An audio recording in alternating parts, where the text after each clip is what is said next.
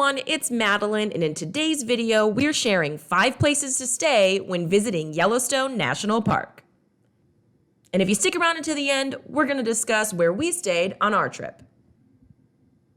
If you stayed in one of these places on the list, be sure to let us know in the comments below, because we love hearing from you. The first place on the list for Yellowstone National Park lodging is the hotels located inside the park. There are a number of hotels that are located inside Yellowstone National Park, and these include the historic Old Faithful Lodge and Lake Yellowstone Hotel. Remember, Yellowstone National Park is huge, so staying in the park is a big advantage. That said, these hotels are expensive, like $5 sign expensive, and they book up months in advance. Number 2, campgrounds inside the park. If you have an RV, well, that's a game changer, and there are plenty of campgrounds for you. Tent camping here is a bit primitive, but the different villages within the park offer general stores which allow you to grab supplies, shower, and even a quick bite to eat.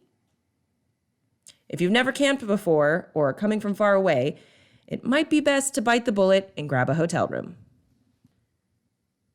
The third spot we'd consider looking for lodging is Gardiner, Montana. Gardiner is located just outside the north entrance of the park.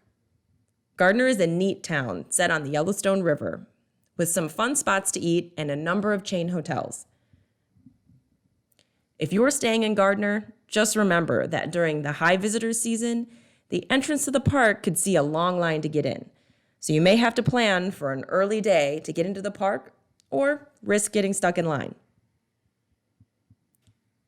Also, if you plan well, you might be able to nab an overnight rental on Airbnb. The fourth spot to consider staying when visiting Yellowstone National Park is in West Yellowstone. West Yellowstone is located just outside, you guessed it, the west entrance of the park. A bit smaller than Gardiner, it offers similar amenities with chain hotels and fun places to eat. One final place to consider staying if you're visiting Yellowstone National Park is in Jackson Hole, or Grand Teton National Park. It's a bit of a drive to get to Yellowstone, at least an hour. But if you're visiting the Tetons as well, it might be worth not having to change where you're staying.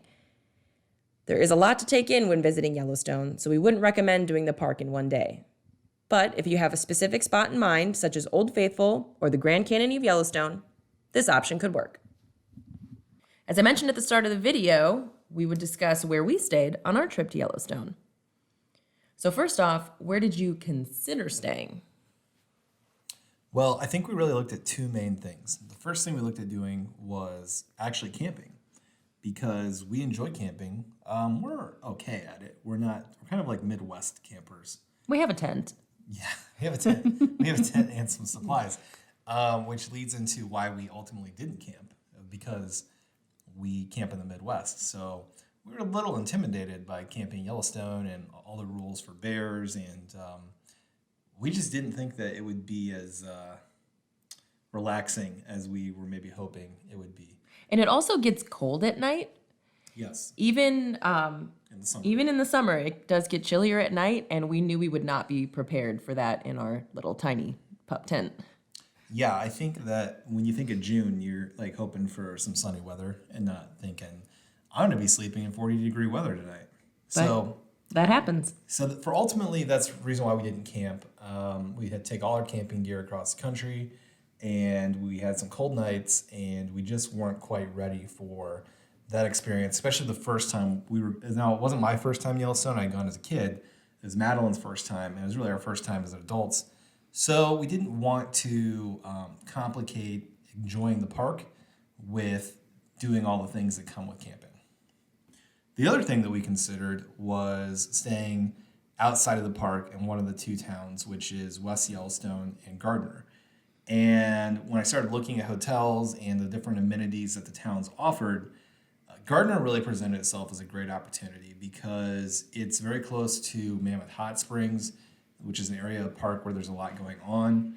It's about an hour drive to Lamar Valley, similar to Old Faithful, and also the Mammoth Hot Springs area is a pretty neat little area as well. So even though it's outside the park and it's a drive, everywhere in Yellowstone is a drive. It's huge. And It's a driving park, very much so. it is, and you can obviously get out and walk around, being bear aware. But yeah, you drive a lot in that park, so we knew we were going to have to drive no matter what we did. And Gardiner, which is a little bit bigger than West Yellowstone, is ultimately where we ended up staying. If we were going back, what would we recommend? So I think that if we're going to spend about 2 nights there, which is probably to get a good feel for the park, you probably need at least 2 nights, about 3 days. I think we'd either stay in Gardiner again or bite the bullet and stay at one of the lodges within the park. So one of the advantages the time we went was it was a little less crowded. And the park can get very, very crowded, and there's really only one main loop road. And so if you get high traffic on that loop road or high traffic getting into the park, you can really be stuck in traffic jams. And we didn't experience that. And so I think that even though it's a high price to pay to stay in the park at one of their lodges, you have to kind of think about it as like the price of admission. You can't think about it as I'm paying $300 or $400 for a hotel when I could spend $100 or $150 outside the park. You kind of have to think about it as, you're buying a ticket to a sporting event or a concert or theme park, and that's just what it costs. They kind of got you at airport prices, but keep in mind that's an hour and a half of driving that you don't have to do. And so we've never really been like, let's stay inside the park lodge people before, but I can see that in Yellowstone, it is a definite plus to be inside the park, because even staying in Gardiner, we had a bit of a drive to get to where we wanted to be in the park. Now it's close to things, it's close to the park entrance, but you're still gonna drive a while. And if you have to wait in line in the morning, that could complicate things. So so starting your day inside the park is a huge, huge advantage. And each of the different park villages, so the Old Faithful Lodge, where that is, has a village around it, Canyon Lodge, Lake Yellowstone, there are general stores, there are places to eat. And so, there are things to do. But I remind myself, the best meal of your life probably shouldn't be in Yellowstone National Park. So, you can get a nice meal there. Food is fuel when you're there. Yeah, I mean, a fancy gourmet dinner is not what you're going to Yellowstone National Park for. You're going there for the wildlife and the views and just to be one with nature. Yeah, and that said, in Gardiner, there were some fun bars, some fun little places to eat.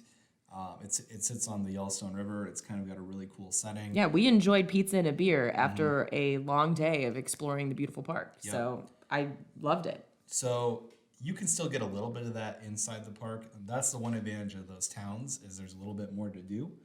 But I think if you're going to Yellowstone, if you're making the trek from wherever you're coming from, it's worth biting the bullet, planning ahead, and staying in the park, because it's going to logistically save you a lot of time and let you enjoy the park a lot more.